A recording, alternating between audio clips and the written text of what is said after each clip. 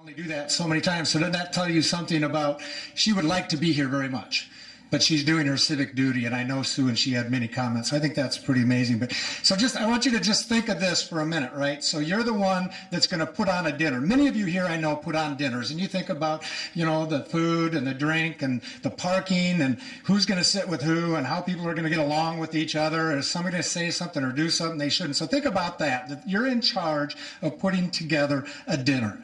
Everything from A to Z. Now, think that the dinner that you're going to put on is for the Chancellor of Germany and her husband. And you've chosen to have this state dinner outside. And you report to the President and First Lady of the United States. And that's exactly what Jeremy did, and is one of our co-authors that is with us tonight. What's exciting about this book with Jeremy and Lee is that they came together as they both had served as White House social secretaries. Lee, who served under President George W. Bush and First Lady Laura Bush, and Jeremy, who served under President Barack Obama and First Lady Michelle Obama. So these are the people that are in charge of every event that took place at the White House, from the planning and coordinating to execution. State dinners for hundreds of people, recognitions for thousands of people, and private intimate lunches for 2 people. They came together to write a book, Treating People Well. Now, I want you to notice the subtitle of the title, because I think this is spectacular. Treating People Well, the extraordinary power of civility at work and in life. A book about the importance of civility. As they say in the introduction of the book, and I'm quoting, act as if the world is watching and you cannot fail to do the right thing. Most of us like to think of ourselves as good people. I'm adding there, we are, I do believe. And if we sense that what we're doing is public, we're more likely to behave reasonably. Now, I watched the podcast and listened to the podcast this morning of Lee. She put it this way: civility is who we are and the character that we form. And it comes through actions. It's not etiquette. It's much more. It deals with manner and our actions. So this book reflects on how good manners and respect can go a long way with our families, our friends, our coworkers, and our community. They pull the curtain back, quite candidly, on things we all want to know about, the happenings in the White House, sharing fascinating anecdotes from their time spent together as they worked with our First Ladies and our presidents. Now, we are very thrilled to have with us today, and I know that you will be interested to hear what our featured speaker, Jeremy, has to say. Please join me in welcoming Jeremy Bernard.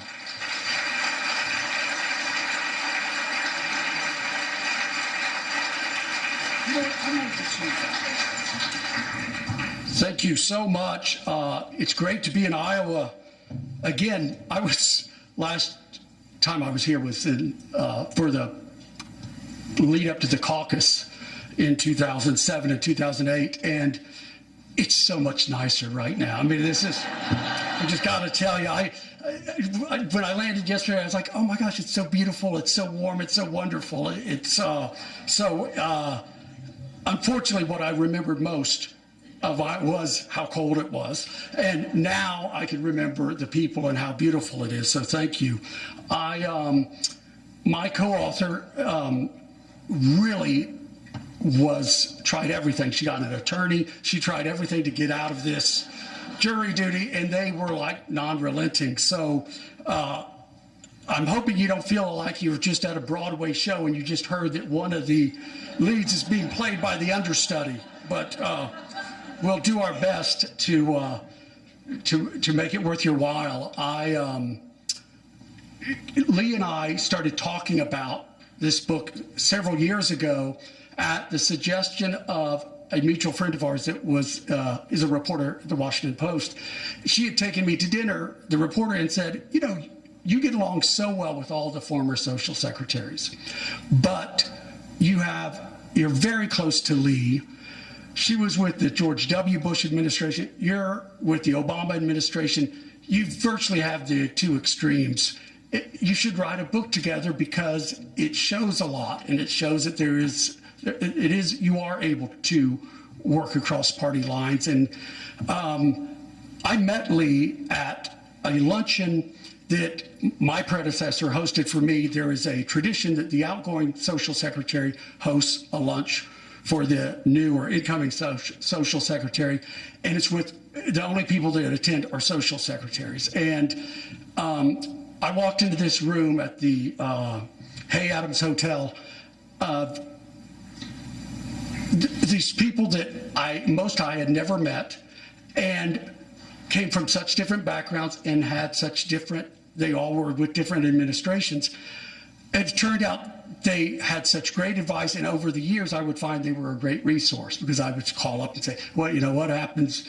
Gail Burt, who worked for President Reagan, once told me,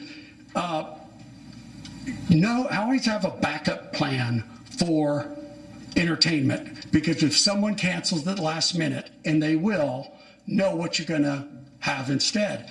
And unfortunately that came true for me, so I was thankful, and I called her when it, you know, fell through.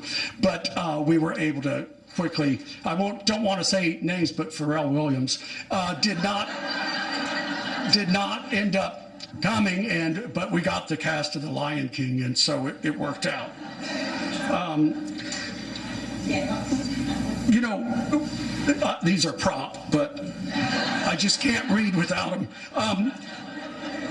One of the things that's I think is important is that people really, I didn't know before the Obama administration I don't think I really knew. I knew there was a social office. I didn't know there was a social secretary, and really have any idea what it is they did, other than send out invitations and get the responses. And it turns out that the social office is responsible for a lot. There's over almost 400 events a year.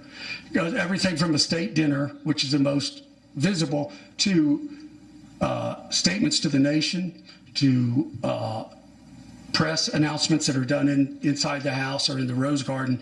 Virtually anything that happens at the White House, other than the press room and the Oval Office. Those were two areas we don't tell people what to do. But otherwise, so you have to have, it's a 24/7, so you have to have a lot of patience and know it's going to be a lot of time, and you have to have a really good staff, because it's a small staff. But, you know, whenever someone said, oh, you know, you were so great, they would then tell me why they thought I was so great. It really had nothing to do with me. It was because someone that was on my staff was so great to them, or met them at the gate, or did something. And so it really, having that great staff really reflected well on me. And so I was honored with who I worked with and with my predecessors. The luncheon I mentioned, I started getting the advice that scared the hell out of me. And one was, this was not long after the gate crashers incident, which scared all of us. And they kept saying, this is not, remember, it's not about you, it's about the president and first lady. It is not about you. And so I think I was naturally tended to shy away from any press, but this sealed the deal. And I wouldn't do interviews. I didn't talk to the press. I didn't want any profiles. And then I get a call from someone. It's a reporter for the New York Times. Said she's doing a profile on me, and I said, please don't.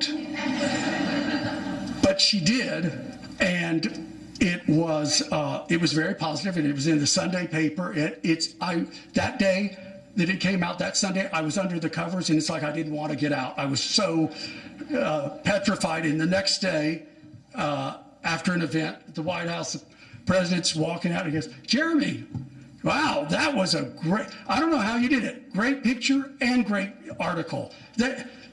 I can't get either. So I was very relieved to have that. But other than that, and profile at the end, I really did my best to keep a low profile, which is what, and Lee had the same experience.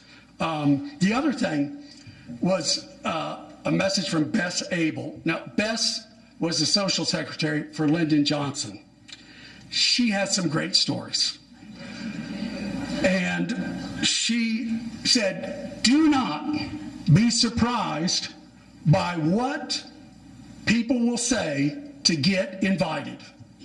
I said, okay, I guess that's natural. She goes, no, it's not natural. She said, I knew this couple. They lived in Washington, D.C. I'd known them for years. Not close, but I knew them. And the husband came up to me one day and said, my wife's very sick with cancer. And it doesn't look, the prognosis is bad. But one of her last wishes is, or final wishes, is to come to a state dinner. Just happened to be Greece state dinner was coming up in the next month. So she went to the Johnsons, told them the story. They said, of course, include them. They were included. They went. They seemed to have a great time. She didn't seem to have a bad moment. She said then 6 months later, she sees them at an event. Looks healthier than an ox. Hadn't gone through anything. A year later, she said, now this was 30 years later. She goes, 50 years later, she goes, I saw them last week. She goes, that woman was never sick. And every time I see him, I want to say the walking dead. But she said, I don't. So I learned quickly to not be surprised by what the requests. And overall, I think they were not too extreme. There were a few crazy, but nothing, no one told me, I was waiting for it, that someone in their family was dying, especially their spouse. The other, one thing that worked for me, I grew up with parents with great sense of humor and knew how to use humor in a way that helped ease tension, but it's a fine line not to go too far. And I had a great relationship with the Obamas, and it was very, there was a lot of kidding back and forth. And one time there was a July 4th event where we had thousands of people out on the South Lawn for fireworks and concert. First, the president, first lady went out, welcomed everyone, and Natalie Bookie Baker, who was working with, she came up to me. She was the point of contact for the event. She said, "You need to brief the president," and usually it was done by the person, the point of contact. I said, "Okay, any reason?" She goes, "Yes. When he doesn't want to listen, he doesn't listen. And every time he goes down those steps to the South Lawn, he's right up against the Marine Band, and they aren't ready for him, and it looks messy." So I was like, well, okay, well, thank you for this task. And so it was a hot day. I put on my sunglasses and looked at the president. "Okay, hold on everything right now. Hold on. This is very important." I said, "Mr. President, you cannot rush down those steps. You go right down after them, and the Marine Band, they look sloppy, and they don't like looking sloppy." And he joked around. We joked around a bit. And for the next 5 years, he always walked a good distance behind them. So, but he was the same with me. When the government closed for 2 weeks, none of my staff could come to work. So I was the only one working there. And so I had to really know what it is they did, because it was all on my shoulders. And then the first day we were back after 2 weeks, there's an event in the East Room. And everyone's gathered, and I'm in the green room, which is the room next to it, just prior to the program starting. And the president walks in, and he's with the vice president and some other guests, and he said, "It's so great, welcome back." And everyone, "Oh, thank you, Mr. President. It's so good to have you back. It really is." And "Oh, thank you, Mr. President." They were all very happy. He goes, "For the last couple of weeks, Jeremy was running things here, and that's a little..." And I chuckled a little bit. And I said, and this is where you have to know that line. I said, yeah, well, Mr. President, now that they're back, I can focus on, you want me to work on that website? And I was referring to healthcare.gov. And it was just building up to be a big negative story, much more than I had any idea. And there was this, and I saw the vice president looked at me like, you said what? And I was just like, and the president gives that look and he gives that a big smile and starts laughing. So then everyone else laughed. And I said, too soon, Mr. President? He goes, too soon, too soon. But it was the same for me as it was for my staff, and that was that what really helped in making the job so pleasant was the reinforcement we got from the President and First Lady, and they were very supportive. And I tried to be as much as I could to my staff. When I first got there, I inherited my staff, and some had been like me from the campaign, and they were, it'd been a tough 4 years, 2 years in the campaign and 2 years at the White House. And I looked around, we were in my office gathered, I looked around and I said, hey, just to put things in perspective, we get to work here. We work with the principals every day, and we don't have to decide who we are at war with or who we're going to invade. We just have to make sure the events go well. I hate to steal from Disney, but this should be the happiest place on earth. But sometimes that recollection or that is necessary, and it was because all of us have moments where our confidence is low, and one of the things that whenever I have that's not to beat myself up about it, is I think back to what one of my predecessors said about Margaret Thatcher when she received the Medal of Freedom from George Herbert Walker Bush, and that she gave a speech, and then she walked off stage and she looked at Lori Firestein, the social secretary, and said, "Was that okay?" And she said, "I couldn't believe even the Iron Lady has moments of doubt." And so it's confidence, and showing confidence is important, but it's also understandable when you lack some. When I started the job at the White House, I didn't know what I was doing. I didn't know what I was in for. And I thought, well, if I just focus on the fear, I won't be able to do anything. So I decided, act like you know what you're doing. And people responded well to that and were very helpful. So if one of the Secret Service agents saw me walking from the West Wing to the mansion and said, "You're virtually dancing. You're having such a good time." So it's really, you can be really busy and crazy, but also enjoy the moment. And when Lee and I started talking about this book, we didn't know, we liked the idea of writing a book together, but we didn't know what it was going to be. There's been a lot of books on entertaining, and that really wasn't the focus of the whole focus of our job. And we didn't want to tell a tell-all book, though we were tempted. But we decided what we really would like is a book that we wish we had before we started this job. And most of these 12-step program, 12 steps are 12 elements are very common sense.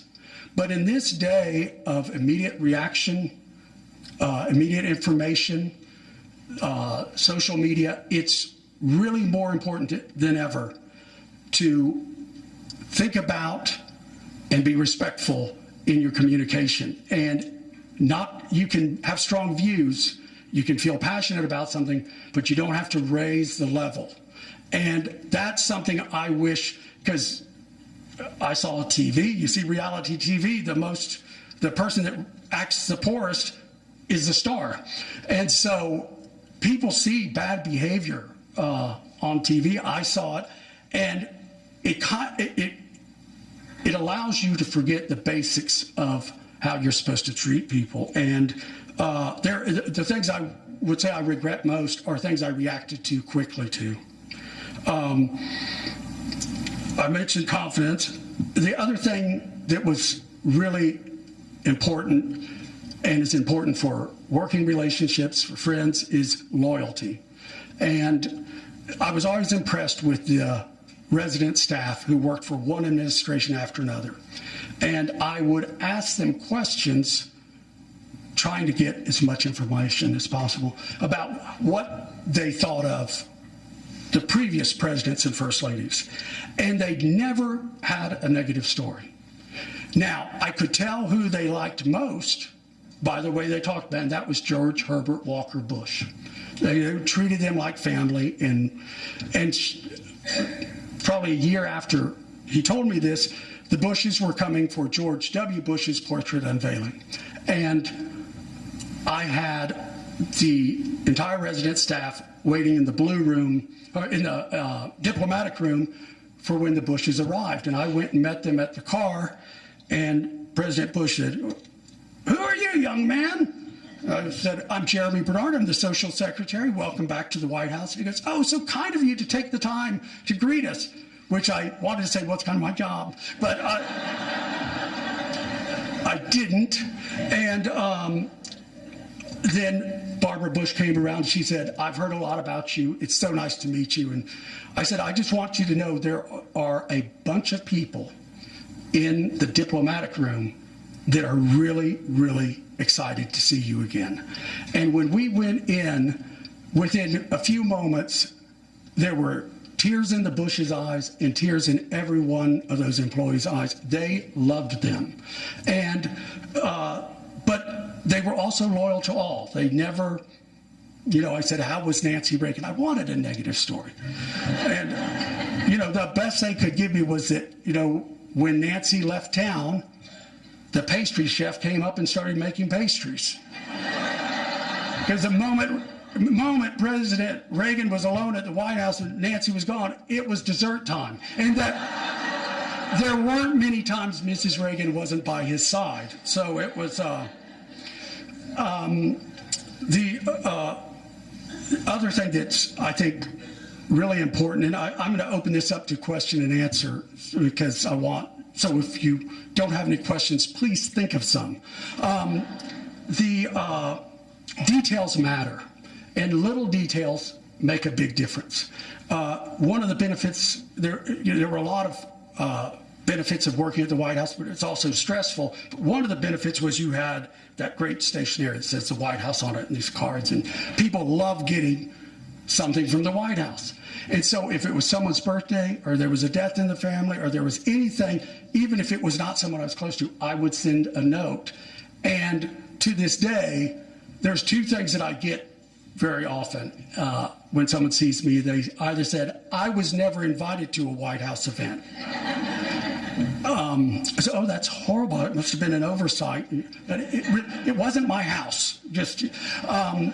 But the other is people coming up and saying how much they appreciated getting a handwritten note from the White House.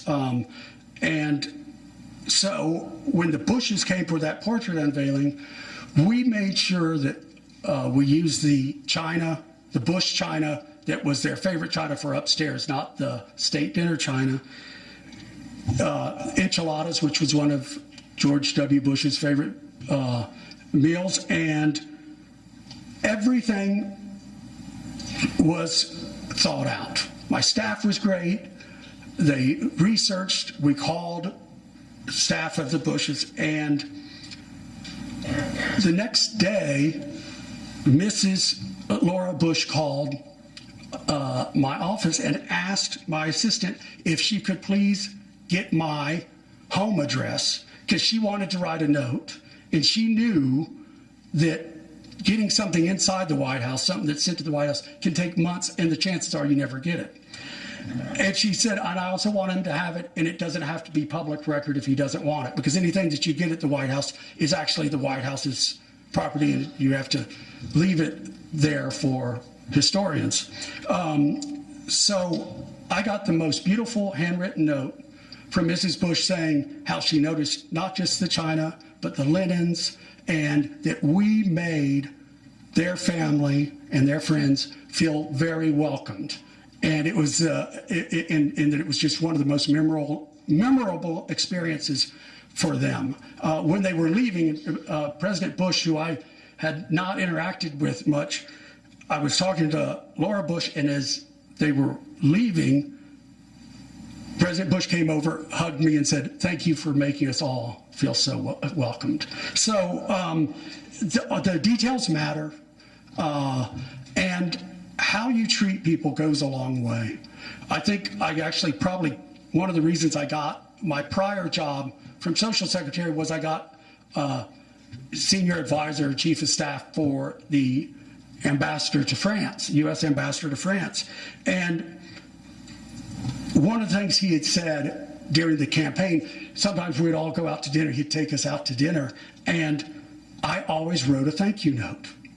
And he called me up, he goes, "Now, Jeremy, I haven't gotten one of these in years. I mean, I got emails occasionally, but he said, you were brought up well and correct in how much he appreciated it. Well, the next time he took us to dinner, I wrote a note. And the next time he said, you don't have to write a note. You know, but it was, see, you warned me about this. It was kind of burned in. My mom tried her best to coach me on it. As I was growing up, I was so-so, but when I started working in politics, my boss, after every event, he would go to his desk and he'd start writing these notes. And he said, do it right away while it's fresh in your mind and it can say something more than just thank you, and do it right away or else you'll never do it. And so what I hope to put out there, and Lee, who is deciding someone's fate on jury right now, or I hope it was that the little things matter. It doesn't take big steps. And this, people say, what can I do to make things any better? Everything's so divisive, but little things matter. Don't have your headset on while you're at a cashier at a store or a drugstore. That drives me crazy when I see someone and they're having a conversation and, you know, going back and forth with money like the person isn't even there. And so we just, especially in this time of, with all the benefits of technology, some of the decorum have kind of gone to the side. So it's now more important than ever to focus on these. And with that, I'm going to conclude and take whatever questions you have, and I will either do my best to answer them or dodge them completely. Thank you very much.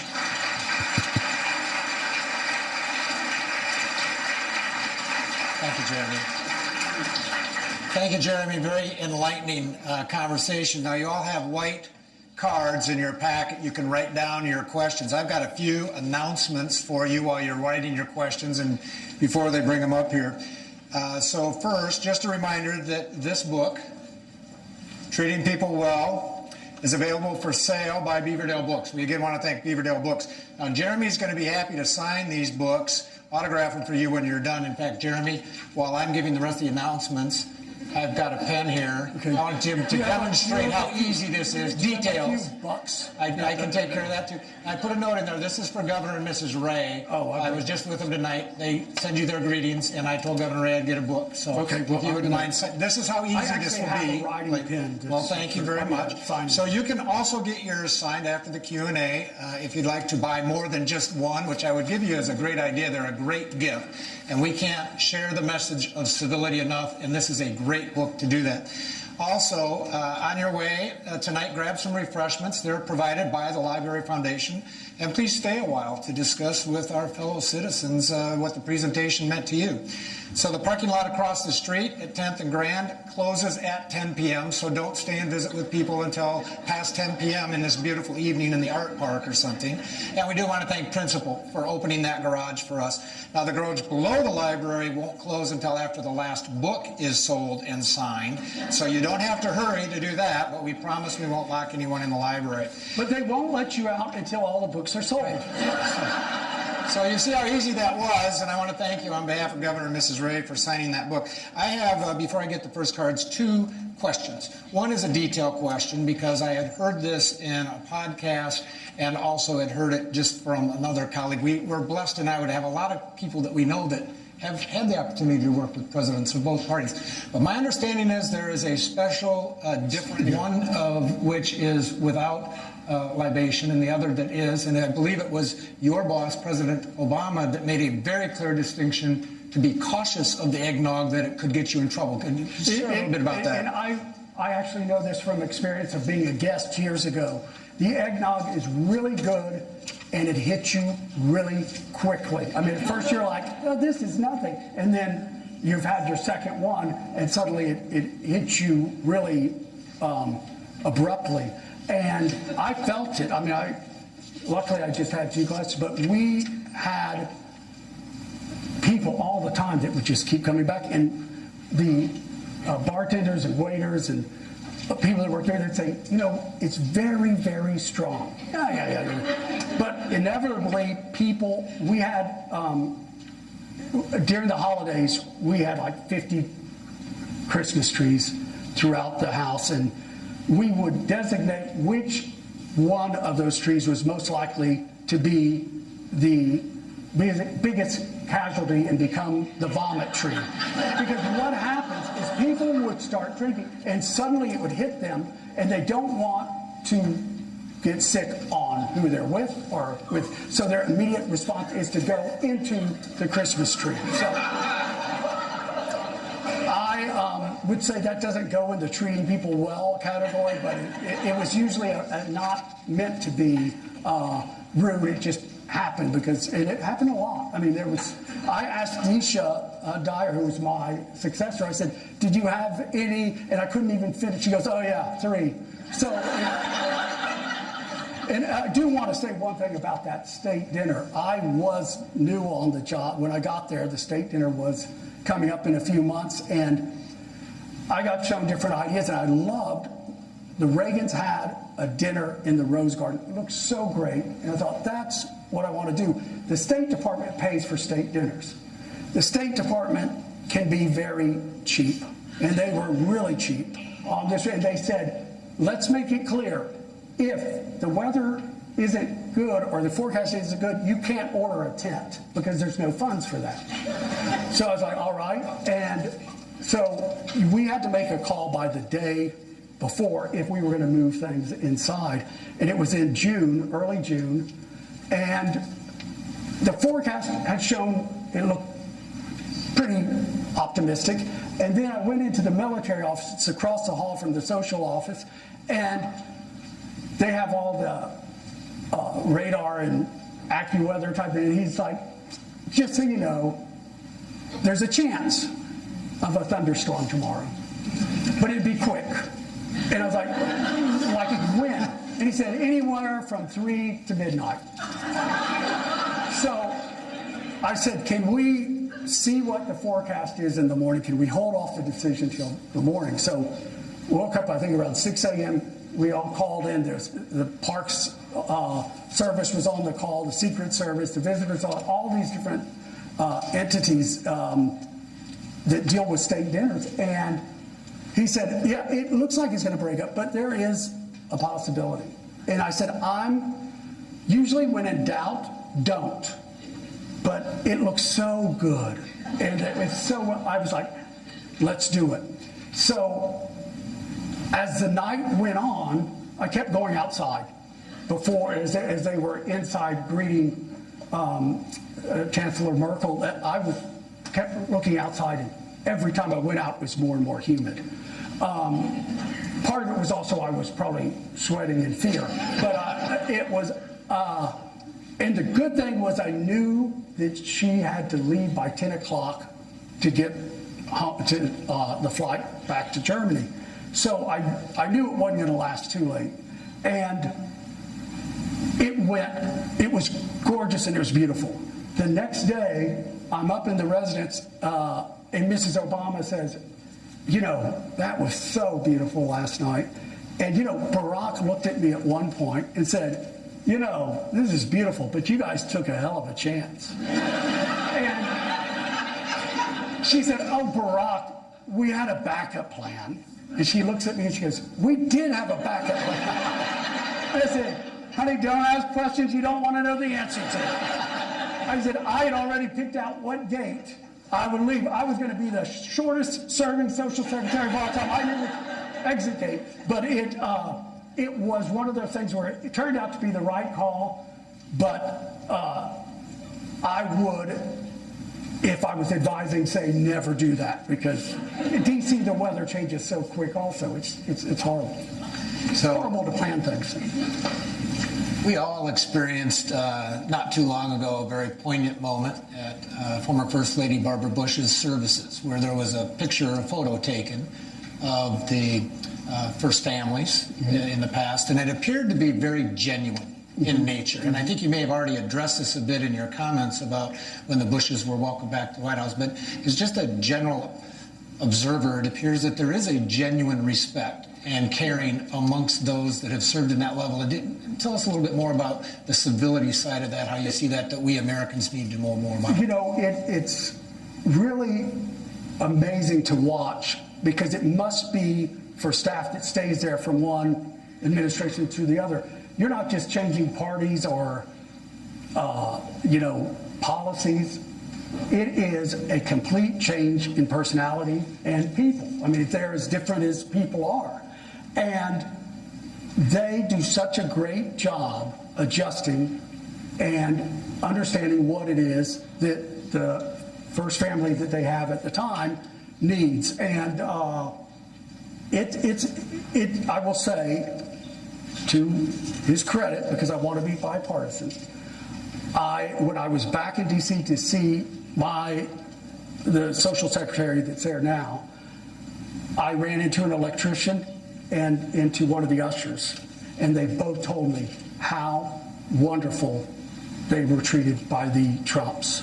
And I said, oh, I'm so glad to hear that. Juliana Smoot was with me. She was my predecessor, and she goes, oh, God, I didn't want to hear that. And I said, I do. I'm glad. I'm glad for them, and I'm glad it's good to have a good story.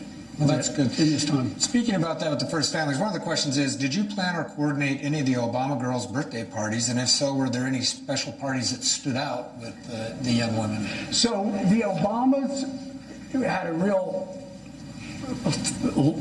solid line of work and their family life. And the residence level was not used for, I call it the apartment above the museum, but it wasn't used for entertaining diplomats or anything, or a former leader or anything. That happened on the main floor. And that was different than past administrations, because Mrs. Obama wanted the girls to grow up in as normal a life as possibly could. And so, because of her, my sister-in-law used to always say, well, what are the kids like? And I said, I'm not going to say anything. They're wonderful, but I'm not going to tell any stories, because Mrs. Obama and the president were very clear that this is off limits, and so I never discussed it. One of the birthdays was on July 4th, so it made it a really fun day, because we usually had a ceremony in the morning, fireworks, barbecue in the afternoon, fireworks, and then a birthday party. So they were long days, but it was fun. So along with loyalty comes confidence, and an admirable trait of all of you social secretaries in doing that. One of the questions is, did the pressure, uniqueness, fear, excitement, surrealness of working in the White House with the President and First Lady ever lose its luster or wear off? Yes. So when I interviewed with Mrs. Obama for the job, one of the things I interviewed in the West Wing, everything went great. I met with Valerie Jarrett, with the Chief of Staff, with all the senior advisors, one-on-one, and all of those interviews went great. And then I got to the First Lady's office and I thought, wait, what am I getting myself into? I mean, I don't know that I can do this job. And so when she came in, one of the first things I said after our catching up, I said, I don't know how, I'm really not good at arranging flowers, and I don't know China. And I'm just not certain I'm the right person for this. And she said, no, you'll have people to help you with that. but I need someone that knows politics, knows how to get people in and out, and opens the White House up to as many people as possible. So then my commitment was to stay through that first term. And in December of 2012, I had a time that they had set to go up and meet with Mrs. Obama in the headquarters, in the residence upstairs. And so I went there, and she goes, "Well, how do you like the job?" Now, luckily, I had a glass of wine. And I said, I love the job. I love working here. It's the greatest job in the world. But I also understand the need for change and new ideas, and I will make any transition that you feel works best. And she looked at me and said, "Well, I talked to Barack. We want you to stay through the second term." And my mouth dropped open. My mom said later when I told her, she said, "Oh, you must have been so excited." I said, "I felt like I just got convicted." Because it was great, but the pay's not great and the hours are tough. But I said to Mrs. Obama, I realized afterwards, I was telling my brother about it. He goes, "Did you ever answer her about?" And I said, "Oh no, I guess I probably should make that clear." So I had another time with her the next week, and I said, I will stay here for as long as every time I walk in the gates, I wonder how I got here, when will they realize a mistake, and that I don't say, "Oh God, another one of these events." And I was on my 5th year, and Ann Stock, who was social secretary for 4 years for the Clintons, saw me at something. She goes, "You're on your 5th year." I said, "Yes." And the average was usually 2, some were 4. And she said, "And you're ready to go. But they don't want you to go. But remember, only you takes care of you. Don't stay too long." And David Plouffe, every time I saw him, he said, this was really horrible. It was right after I said that to Mrs. Obama that, yes, I'd stay. And David Plouffe sees me at a holiday party and goes, "You're doing such a great job. Can I give you a piece of advice?" I said, "Sure." He goes, "Quit." I was like, "Are you for real?" I just talked to Mrs. Obama. "Yeah, you want to go out on a high." But I did that 5th year, I started going in and I thought, I cannot wait and leave in the last year. That's not fair to my successor or to the Obamas. So in 2015, I thought about it and I decided I'm going to give notice. It will give them a year and a half to make that transition. But so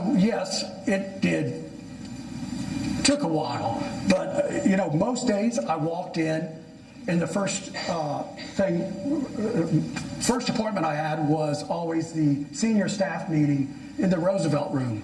And there was always a feeling of, am I really here? As I would hear someone from Commerce talking about something on the economy, or someone talking about what's going to happen internationally and what they hoped was the message of the day, which never was, because the message was whatever news was happening. But it was really an amazing place, but there's a reason the burnout is so high. So tying into the first part of that, where you talked about your pathway into the White House, one of the questions is about that pathway. How did you maneuver into event planning in the White House? And I'd like to have you also focus a little bit on the response to that of where did the seated or the rootedness of your own character competencies of respect and honesty and loyalty get developed that were part of that pathway? How did that all happen for you? I would often say to interns and people that would ask, they'd say, how I get the job of social secretary? And I said, I don't know how this happened. But I think what it really was, one of the key ingredients was that that I knew the Obamas since the start of the campaign, and that they felt that they could trust me and that I had their best interests. And I think that goes a long way. I mean, you have to still do the job, but that goes a long way in anyone deciding that you're the right person for a job. And I was so uncertain that I was the right person for the job, but I played along with it because I didn't want to show my staff. I was scared to death. And it all worked out great. But I think that loyalty has a lot to do with it. So one of the questions is, can you tell us about something that went wrong and what you did to correct it? One of your chapters in the book is something along the line of keep smiling and other ways to deal with difficult people. So is there an experience or an episode that you can recall of where something went wrong and how you corrected it? Yes, a lot of them. But one of them I will tie into the Germany state dinner story, and that is that it was President of Turkey was at the White House for a meeting. There wasn't a state dinner, but there was a state visit. And at the same time, his wife was upstairs meeting with Mrs. Obama, or no, I'm sorry, in the Blue Room, and we had a little concert with children. So there was no way to have the press conference in the East Room because the White House is really smaller than it looks on TV, and the acoustics are horrible. So I looked at it and thought, well, weather looks good, a press conference will happen in the Rose Garden. This will all work great. Well, the president and Erdogan were in these meetings, and and usually President Obama was really big on being on time, but press conference was supposed to start at 12:30. Then I was told 1 o'clock. Then it was 1:30. It was 2. Well, it was getting darker. And I was like, oh my God. And sure enough, by the time they got out there, as they're both giving remarks, I had to have these military aides go up with umbrellas and stand next to them. And so I waited, and then they had dinner afterwards. And I waited till the end of dinner. I was like, I got to apologize to the president for this. And at the end of the dinner, we walk out, see them off in the South Portico, and walking back, and the president goes, "Good, great job, Jeremy. Another great evening." I said, "Yeah, I'm sorry about the press conference, Ray." And I didn't want to say it's because your wife was entertaining. And I just said, and he goes, "Yeah, it's always best to be on the safe side." I said, lesson learned, won't happen again. So it was one of those that in a sense couldn't be helped, but, and I didn't want to say, well, if you'd been on time, didn't seem appropriate.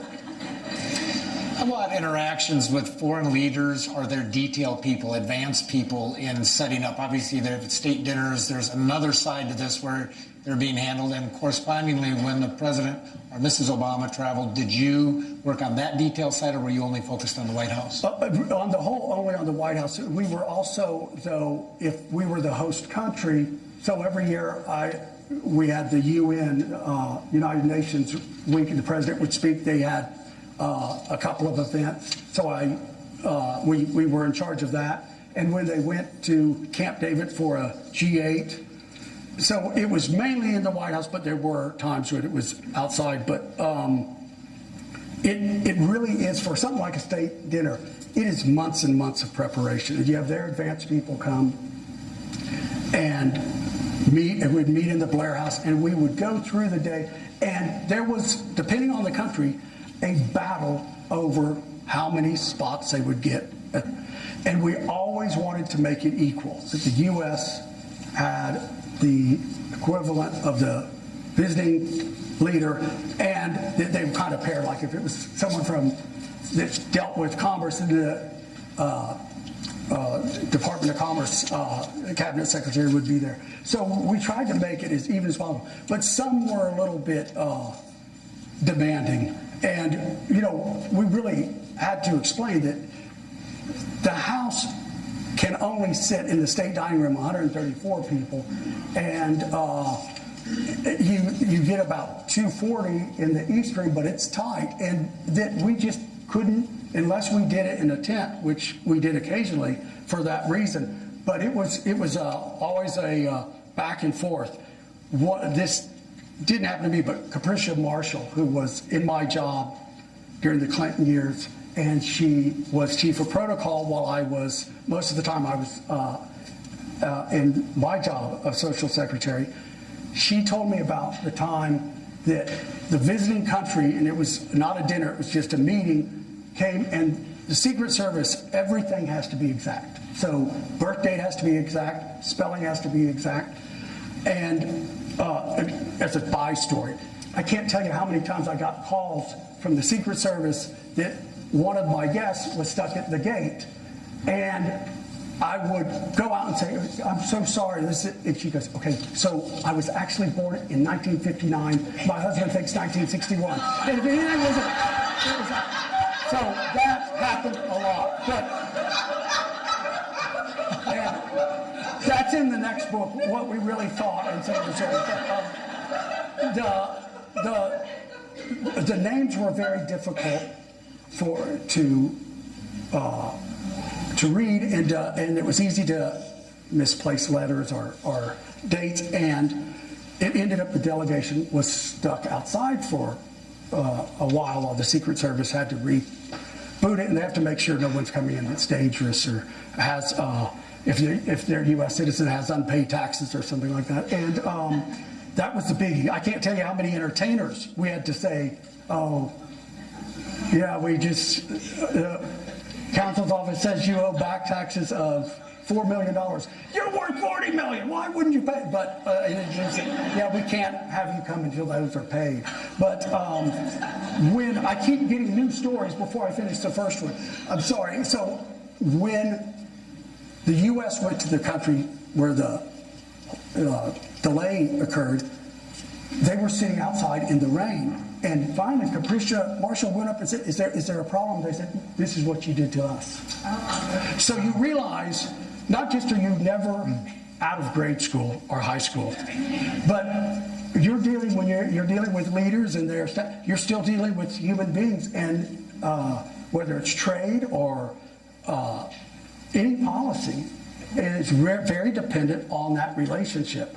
It shows where a good relationship is so important. And I remember Prime Minister Cameron, after the British state dinner, saying to me, this was the most amazing special night of my life. Thank you very much. And I was like, you're Prime Minister. You know, this is unreal. But yeah, it was, most of the time the foreign delegations and leaders were great, but there were those. Interesting. And reactionary disrespect is something we deal with every day. Right. So this question, I'm gonna lead you into this because I don't want to put you on the spot, which I'm sure you could take care of very well. But the question is, what are the 12 concepts, please? So the 12 chapters. And I'm going to tell you as I captured them. And then what I'd like you to do is either correct me on whatever one I got wrong, but I'd like you to think of one experience of one of these that you'd like to share. So as I got them, they deal with confidence, humor, consistency, listening first, talking second, being calm, honesty, handling conflict diplomatically, loyalty, owning your own mistakes, smiling, and other ways to deal with difficult people, manners, and details. Those are as I got to 12. Now, if I've missed, and I condensed those from what the title chapters are, but that's the concepts, which, by the way, are all character competencies. They are all character competencies. Which one of those would you like to pick out of the 12 and share a story on? One is honesty. The chapter is honesty is the best policy, except when it isn't. And that doesn't mean lie, but there's sometimes, I always cringe when I hear someone say, hey, I just want to be honest, because what's coming next is not good. So there are times where it did not,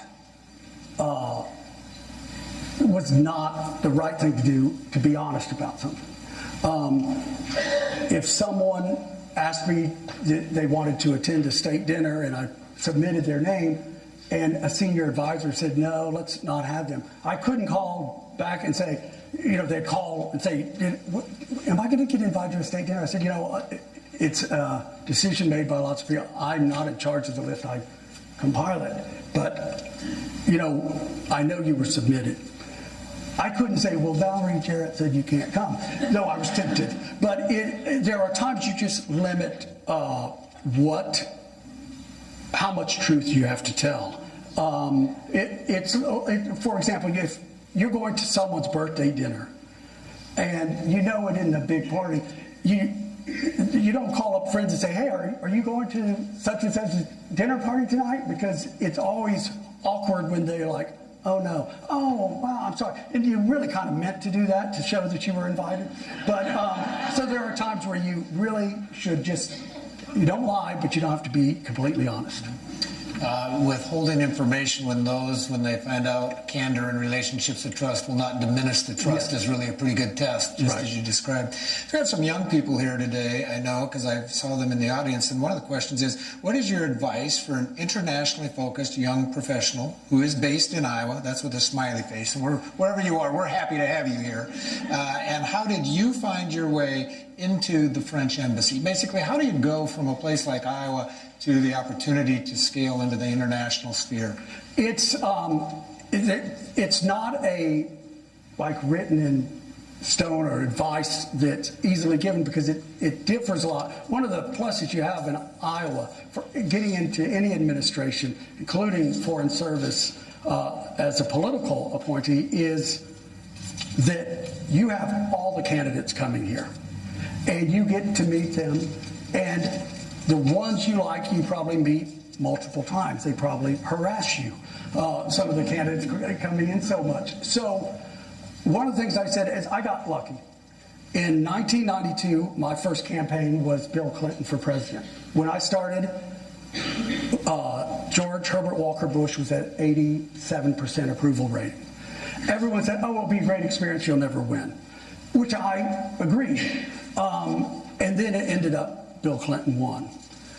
Then 16 years later, it's Barack Obama. And I had all these people say, well, Hillary's going to win. Why would you do that? But if you work in a campaign, and this was my experience, because this is how I got into it, it was about meeting people. I worked in the campaign with Charlie Rifkin, who went on to become U.S. ambassador to France, and he grew to trust me, and we worked well together. So it took a while, because you have State Department has to sign off, the White House has to push it, and it took about 9 months for me to get there, but I got there. So getting involved in the campaign, and also, I was persistent. There were times Charlie said, I don't think this is going to happen. I said, oh, yes, it is. And I just kept working with State Department to make it happen. So it's always with good manners, but I was persistent. Very good. Maybe a few times I wasn't terribly. You read in the decal chapter, it's the details, exactly. It's the little things that mean the most and can hurt the most in these types of situations. So you've mentioned this, and I'm not going to try and take you to a place, clearly you're not going to go to a place you don't want to go, but there are 6 or 7 of these questions dealing with the current administration social secretary. You already addressed that you have connected. Do you have any wine? Yeah. So, in generalizing all of these, is there anything that you can share in the transition from your prior one to this one? The current social secretary, I actually I didn't know well, but I actually worked with her in the inauguration of Barack Obama. She's not political, she's an event planner. And she met Melania Trump at something that she was hosting with State Department in New York. And Melania asked her to be social secretary. And I think the world. Her name is Ricky, and she is wonderful. And I am as supportive as they were supportive to me, my predecessors. I really had to think about it when I would always host all the former social secretaries every holiday season, and we'd have lunch in the West Wing, and then we'd go to the residence and have dessert, and gave a chance for all of them to see all the decor and all the work that had been done. And I totally lost track of where this story was going, because I started thinking of holiday decor and thought, oh my gosh, this is so scary.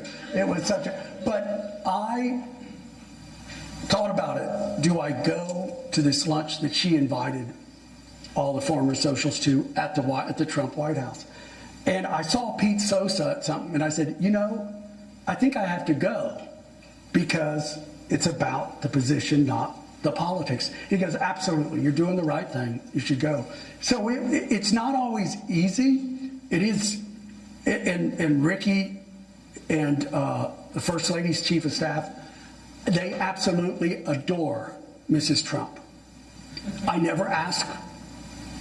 They don't say anything. I never ask, well, what about, I said, what's the relationship like with the West Wing? No. This is really about our experiences and our predecessors' experiences and what was learned from that. And I will let whoever's there now or there in the future tell stories of this administration. I will say after the John McCain comments, it goes a little far. So one of the questions here deals with the rapid advancement of social media, messaging, how quickly things happen in today's society, which both allow for knowledge but also challenge us as a society. You know, when Burr and Hamilton had their duel, if that would have been done on Twitter with a vice president shooting a former cabinet member, that might have, had a different reaction than it did going over the wires. Right. What's your sense of the impact of real-time 24/7 news and social media on civility as you're seeing it? Yeah, I think I try to keep it in perspective of the fact that, when I was in school, I had to go to an encyclopedia or a library to get information, and now they can do it on their mobile device. And it's benefited us greatly, and communication's much easier and much more rapid, but it does enhance I think any bad behavior that happens because it's so quick and everyone knows about it. One of the things we talk about in the book, when Lee was at the White House, social media wasn't a big issue. It had become that when I was at the White House, and there were several people that we wanted to hire as interns or on staff that White House counsel would come back and say, you know what, they wrote something on Facebook that we can't do it. So I warn people, it's there forever. And so think before you write, because it could haunt you. And when you're young, that's easy. You're all young. But when you're younger, it's easy to think, oh, this is never going to bother. This will be fine. But it does affect work and how other people see you. I would just say locally, if you want an expert on this, and I believe she's a board or foundation board member here, Ellen Yee, has done work with law school students, not only at Drake, but across the country, Duke and other places on just this. Young law school students that believe that they are immune from what's being captured on their own Facebook and social media that's being banked and capped for later on use. So I think it's good. We're going to take just a couple of more questions, and I'm doing my best to try and get through all of what everybody has had here. A couple of these deal with what's your most moving experience and your most embarrassing experience in the White House. So maybe capture both of that end of it. Maybe not. Maybe not, okay. I always got emotional as the holidays ended because we were on this nonstop. We would have 2-3 events a day, and it was hundreds and hundreds of people at each one, and it was exhausting.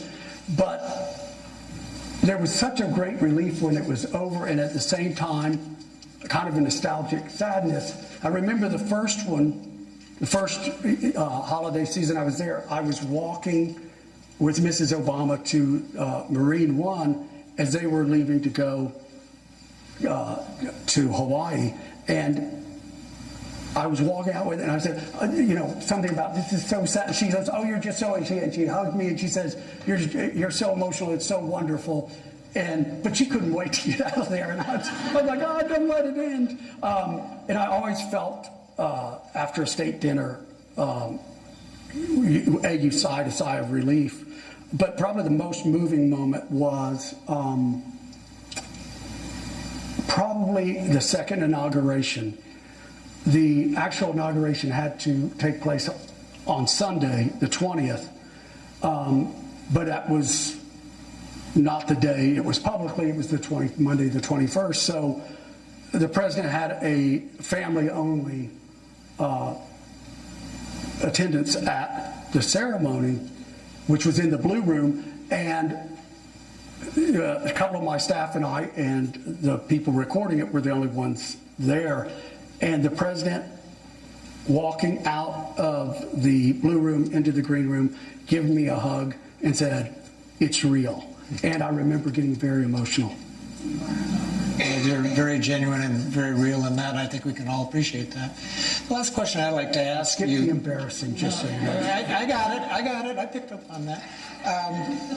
This ties into. That's in the next book. Yeah, there's a couple of questions here that deal with this, and I guess I'd just like to ask. So we're a community. This are members of a community that are striving for civility. I think Iowa is the place that should be the base and the home address of civility. What one piece of advice in your experience that's in this book that they can read about would you say, if you want to make a difference in your own life and your own community, I suggest you do this? What would you suggest that might be? Well, small things matter. And I noticed the difference. The grocery store that's close to me, the big pavilions, the people are working there, they have one person after another, and sometimes they can be, they're used to people being rude, they're not.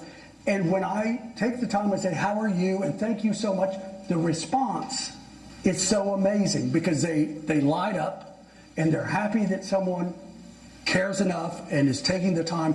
So even little acts, I think about now. The problem with writing this book is then every time you're about to do something that might not be considered, nice, like someone say, "Yeah, didn't you write the book?" And Lee and I have said we're going to regret this. But I think about it since writing the book every time. I live in Los Angeles now, and traffic is what it is there, not anything like here. And it was very tempting to hit that horn because some of the drivers are so bad. But I got to the point where I decided, unless my life was being endangered, and sometimes people are on their cell phone or something moving lanes, then then I don't mind honking and screaming. But someone's slow or they're slow in changing lanes, what's the extra moment going to count? And I take a deep breath. And on the most part, I don't respond. But just the little things make a big difference. And you actually feel better afterwards if you're not as, people do things at the height of the moment that they wouldn't naturally do.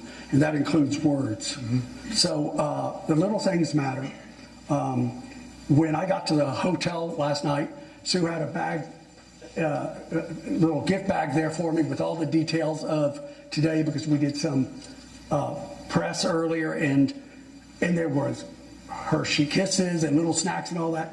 And I was like, "Oh, good," because I don't feel like going out right now. It was getting late, and it was like, this is just what I need. And it really made me feel welcomed and that you cared, and that meant a lot. So I thank Sue, I thank the library, everyone has been so amazing. So thank you very much. Thank you. Because those little details matter.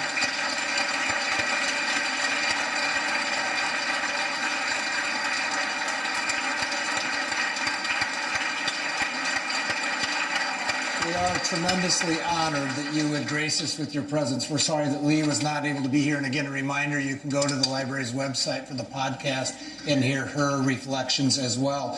A couple of closing announcements. Kindness matters and character does count. And I think the thing that we see is from early childhood in our state to the highest levels at the White House, these things are really important. And it is the small things. And I'd mentioned that I was been with Governor and Mrs. Ray this evening and shared that I was going to be here with you. Mm-hmm. They wanted a copy of your book. And then Mrs. Ray indicated that it wouldn't be appropriate for me to not bring the book of Governor Ray and Mrs. Ray. And Governor and Mrs. Ray are really iconic states figures in our state. And they epitomize civility, character, and ethical leadership. And this is a book about Governor Ray that was done, many of his photographs in there that really capture the essence of their life. And on behalf of Governor and Mrs. Ray in the state of Iowa, we would want to thank you. Thank you very much. This is great. As well. Thank you all very much. We want to thank all of you in the audience for supporting the library. Don't forget, you can support them financially as well as by getting some beverages. The parking lot will close at 10 across the street until you're gone here. Russell Shorto will be coming to the last AViD on June 14th right here at Central to discuss his book, Revolutionary War, called Revolution Song, just in time for Hamilton. Thank you all very much. Have a great evening.